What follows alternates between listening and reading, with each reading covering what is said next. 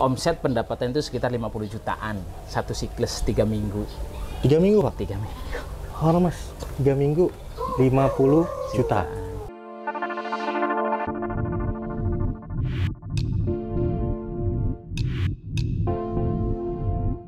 Halo Farmers, saat ini saya berada di Desa Panimbang, Kecamatan Pusaka Negara.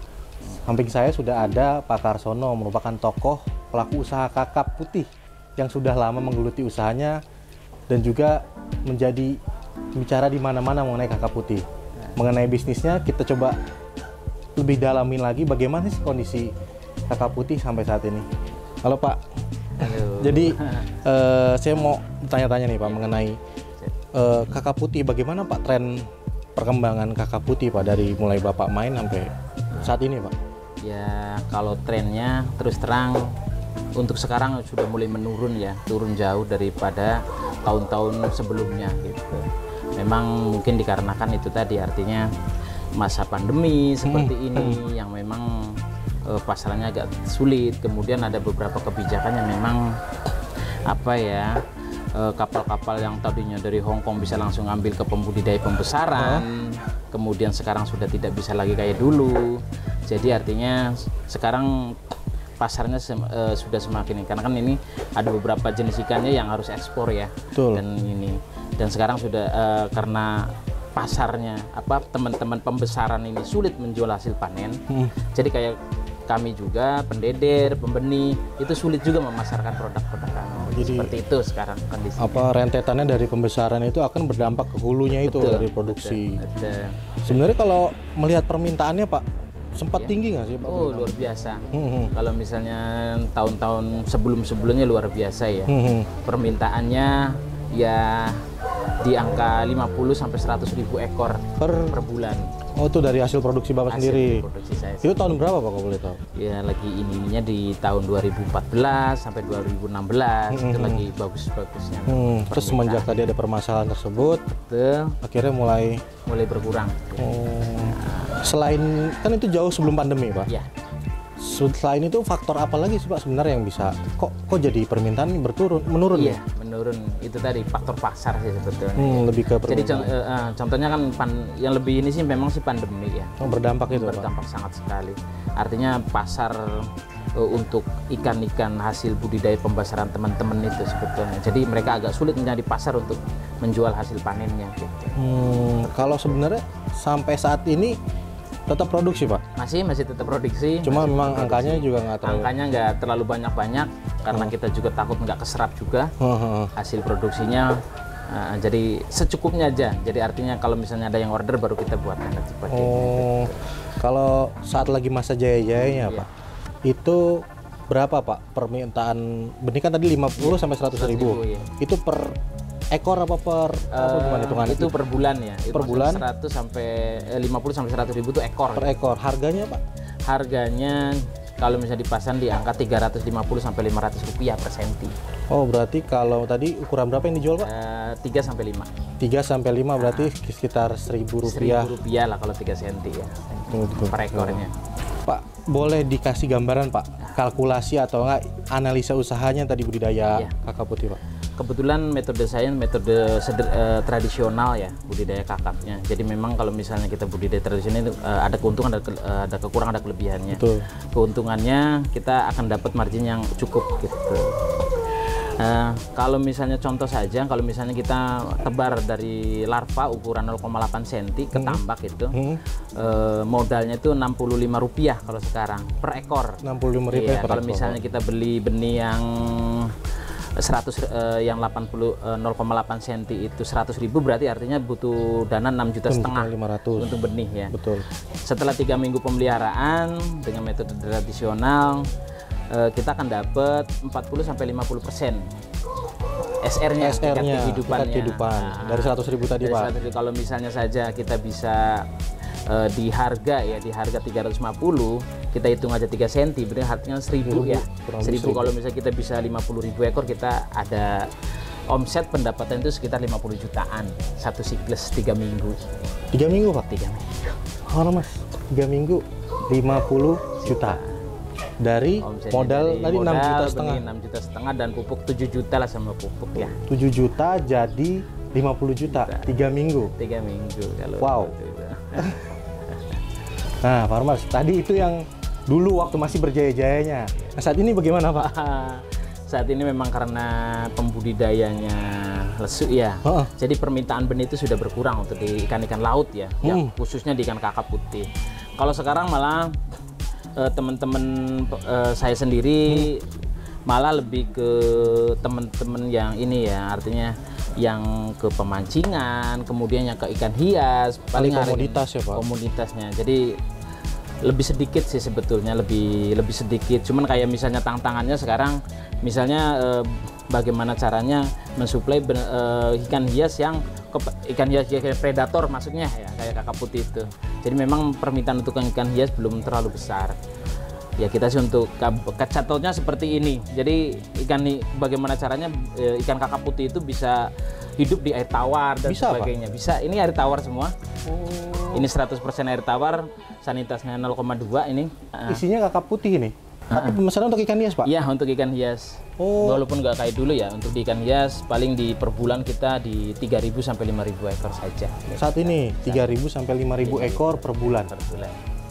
Nah, Farmers, coba kita gali lebih dalam mengenai teknis budidayanya kakap putih ini bersama Pak Karsono. Langsung sama pakarnya. Pak, saya mau tanya nih, Pak. Kan tadi Bapak menyebutkan mengenai budidaya kakap putih secara tradisional. Dalam volume produksi 50 sampai 100 ribu. Nah, Pak, kalau tadi Bapak sebutkan 100 ribu benih yang masuk ke dalam kolam, itu ukuran kolamnya berapa, Pak, kira-kira? Oke. Jadi kita mulai masuk ukuran kolam kurang lebih setengah sampai 1 hektar. Setengah sampai 1 hektar. Setengah sampai 1 hektaran itu bisa masuk benih 100.000 ekor. Gitu. 100.000. Dan 100.000 nanti di masa pemeliharaan 3 minggu, nanti kita panen tuh. Kita panen ya di angka SR 40 sampai 50% masih dapat. Ketinggian kolam, Pak? Ketinggian kolamnya ke kolam tradisional, kolam sama, kolam-kolam kayak itu kolam-kolam Deder Bandeng ya, nggak terlalu dalam gitu. Ketinggian ya setengah meter sampai 1 meter. Setengah meter sampai 1 meter. Kemudian perlakuan apa, Pak? Kan ketika ikan ditebar aja pasti harusnya udah ada makanan dong atau apa. Kira-kira apa persiapan? Memang perbedaannya metode sederhana atau metode tradisional yang kita lakukan dengan teman-teman yang di hatchery, yang di sentra-sentra ikan kayak di Bali, kayak di situ Bentur, bedanya memang kita di ini tidak menggunakan pakan-pakan pabrikan ya. Gampang-gampang. Jadi sebelum kita tebar benih ikannya, kita siapkan pakan alaminya dulu dengan cara mengkultur, memupuk gitu. Bagaimana caranya supaya pakan-pakan alami yang dari alam memang tumbuh. Setelah tumbuh banyak, padat gitu. Setelah tumbuh banyak, berkembang, jasa trainingnya baru benih 0,8 itu masuk ke dalamnya. Gitu. Jadi untuk 3 minggu makan itu dia cukup. Udah ada di situ makan. Sudah ada di sana. Nah, itu persiapannya biasanya apa? Berupa pupuk, kapur juga apa gimana? Ya awal kita pengeringan, kemudian pemupukan, kemudian pembasmian hama-hama gitu ya. Pembasmian hama, kompetitor juga perlu dibasmi, artinya ikan-ikan jenis yang lain yang nanti akan memakan jasa teknik yang sama. Nah setelah itu, setelah pemupukan sudah, kultur sekitar 2 mingguan. Jadi diisi air tuh, Pak? Diisi air, kemudian dipelihara, dipupuk, dikultur. Nah setelah 2 minggu dilihat sudah cukup, sudah padat jasa trainingnya, baru benih, ya larva yang 0,8 itu baru didatangkan. Setelah itu nggak ada perlakuan apa lagi, pemberian pakan nggak ada? Iya nggak ada. Jaga ini aja, jaga apa namanya ya, jaga kondisi airnya, menjaga kestabilan planktonnya dan sebagainya. Hama ataupun predator yang di lingkungan ada, Pak? Ada yang lebih ke kayak burung ya, kayak ular air dan paling itu aja yang dijaga. Nah itu makanya tingkat SR-nya pun jadinya agak lebih menurun, lebih rendah. Jadi setelah itu baru bisa dipanen. Nah proses pemanenannya gimana, Pak, biasanya? Proses pemanenannya nanti kita ininya kan konstruksi kayak kayak tambak-tambak bandeng ya. Artinya bisa satu sisikan, kemudian baru dicari pelan-pelan. Disurutin dulu nggak, Pak? Iya, disurutin. Disurutin. Jadi ada caren-caren yang nanti semuanya kering, jadi di caren itu aja yang ada airnya. Caren itu Farmers tempat atau dasar kolam yang dia bentuk lebih cekung daripada datar. Yang lainnya bener ya Pak? Betul. Jadi kan pada berkumpul di situ. Kumpul di situ. Tinggal kita jaring di sana. Jaring baru diangkat. Betul. Jaring. Iya. Tadi persiapan kolamnya kan ada pupuk, pupuk kandang, dan lain-lain, kapur ya. Iya. Mungkin boleh dijelaskan biar farmers juga tahu nih kira-kira berapa pupuknya, berapa ureanya, ataupun kapurnya. Boleh dijelaskan Pak? Oke, 1 hektar media tanam untuk untuk pendedaran kakap putih itu yang pertama adalah 50 kilo cukup untuk ureanya, kemudian 10 kilo untuk TSP, 10 kilo TSP, 10 kilo untuk ZA. ZA. Paling nanti untuk starter untuk rotifernya kita gunakan ikan ruca yang kita masukkan ke dalam karung 50-100 kilo. Artinya kalau misalnya memang dilihat jasad reniknya belum banyak, belum bagus, ditambahkan lagi ikan rucahnya. Gitu. Oh, jadi si rucah ini dimasukkan ke dalam Kolam tanah. Ke dalam langsung karung apa kolam? Ke dalam karung, nanti digantungkan di kolam tanah. Oh, jadi sebab itu jadi ntar tumbuh banyak jasad renik atau rotifer itu ya Pak? Rotifer. Nah, kalau tadi kan setelah lanjut dipanen nih Pak. Ya. Kan tadi permintaan juga ada yang sampai ukuran 15 cm. Ya. Kan kalau tadi panen dari 0,8 jadinya 3 sampai 5 cm. Betul. Nah, kalau untuk menanggapi atau menjawab ukuran 15 cm itu langkah selanjutnya bagaimana Pak? Nah, kemudian kita lanjut lagi ke deder 2 namanya. Pendedaran 2. Ya, pendedaran 2 itu menggunakan waring-waringnya seperti ini. Oh, jaring ini seperti ini. Selain untuk mempermudah untuk pemilahan grade-nya, ukurannya, kita juga di sini kadang-kadang kan permintaan itu kan tadi kan masih pakan alam ya. Betul. Nah, nanti di sini kita latih bagaimana caranya benih-benih kakap yang kita produksi itu mampu makan pakan-pakan buatan. Yang pelet itu biasanya. Pelet gitu ya. Jadi terkadang memang teman-teman yang ini tuh yang mintanya yang sudah makan pelet dan sebagainya. Nah, kan tadi Pak dari 3 minggu tuh dipanen. Sampai mencapai 15 cm itu berapa lama Pak di jaring seperti ini? Kalau misalnya dari 3 cm itu kita pertumbuhan biasanya 1 cm ya. Artinya kalau misalnya ini sekitar 2 bulanan. Dari 3 cm itu kita deder di sini sekitar 2 bulanan kita udah bisa 10 sampai 15 cm. 10 sampai 15 cm.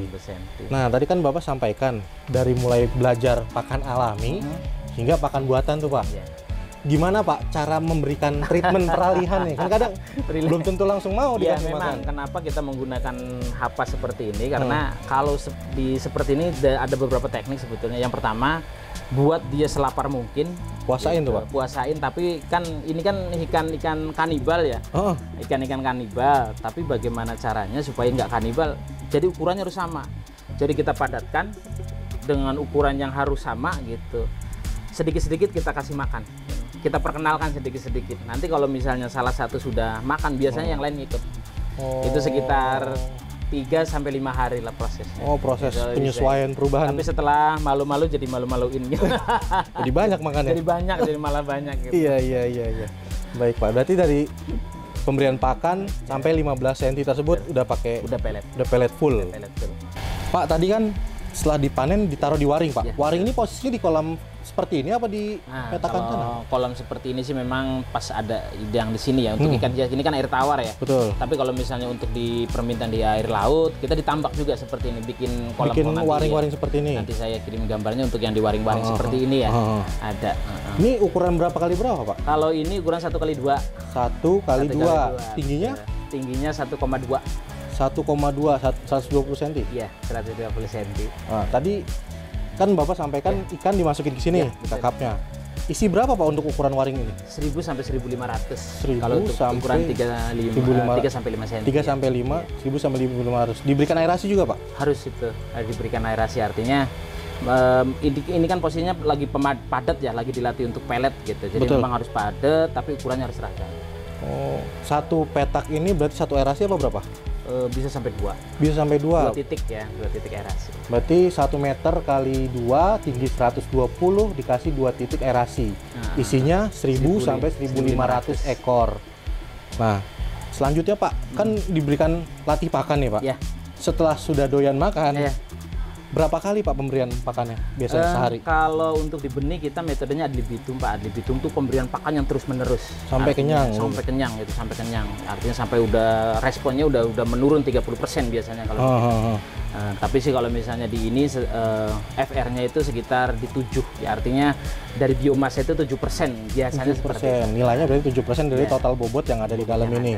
Tergantung kondisi kan, kalau misalnya kadang lagi dingin makannya kurang, kalau cuacanya bagus makannya jadi. Itu pagi sore apa bagaimana Pak? Adlib itu terus menerus. Oh, jadi udah mulai dari pagi ya sampai sore gitu. Dilihat ikannya, artinya kira-kira masih respon kasih lagi. Masih respon kasih lagi. Karena untuk mencegah itu tadi, kalau misalnya dia agak lapar sedikit dia bisa makan temannya. Oke, berarti kan kalau pemberian pakannya banyak kan otomatis kotorannya banyak nih Pak. Betul. Nah, pengaruhnya kan ke air tambak bagaimana Pak? Kira-kira manajemen air tambak? Kita untuk manajemen air tambak memang nggak bisa ditentuin kapan harus ganti, sekian minggu ganti, enggak. Jadi kita lihat kondisi di air tambak tersebut. Artinya baru ganti seminggu juga kalau melihat kondisi air tambaknya sudah rusak, kita harus sudah langsung ganti gitu. Oh, disedot buang apa bagi? Dibuang, kemudian masuk lagi air biasanya baru. sih nggak total ya, paling kita penambahan paling seperempatnya saja. Seperempat dari Saja. volume air yang ditambah. Ini harapannya biar para pemerintah serta farmers juga mau tahu ini harapannya dalam budidaya kakap ini ke depan bagaimana Pak? Ke depan sih harapannya adalah kembali lagi ini kan lagi untuk budidaya ikan laut ya, karena potensi laut kita, karena bentang tambak kita yang begitu luas, artinya potensi sangat besar, ini sayang kalau nggak ini kan manfaatkan ya Pak. Maksimalkan. Jadinya mohon untuk nanti kalau untuk pemerintah artinya ikan laut lebih digalakin lagi lah. Ya, disosialisasikan seperti sebelumnya. Dari segi produksi Pak mungkin bagaimana? Kalau dari segi produksi mudah-mudahan nggak terlalu masalah, karena memang di kita banyak yang mendukung ya, artinya balai-balai penelitian juga kayak BPL Lampung, BPL Batam gitu, BPAP Jepara, Situbondo itu mendukung sekali ya untuk teknis gitu. Tinggal lebih ke pasar gitu, lebih ke pasar aja sih sebetulnya. Bagaimana caranya pemerintah supaya bisa punya cetusan atau punya gerakan-gerakan yang mengarah supaya ke pasarnya gitu. Oh, berarti harapannya ini kan intinya adalah ketika pasar pun sudah terbuka luas, petani sebenarnya udah punya peluru nih Pak, tinggal tembak ya. Udah, betul. Tinggal pasarnya doang nih, menunggu ada target pasar tinggal gitu. Iya. Begitu farmers, bincang-bincang ringan saya sama Pak Karsono mengenai teknis budidaya kakap putih. Semoga dapat memberikan gambaran dan wawasan mengenai budidaya kakap putih. Jangan lupa saksikan terus AgriSim TV, subscribe dan like, dan tombol loncengnya jangan lupa dibunyikan. Saksikan terus, just click and watch.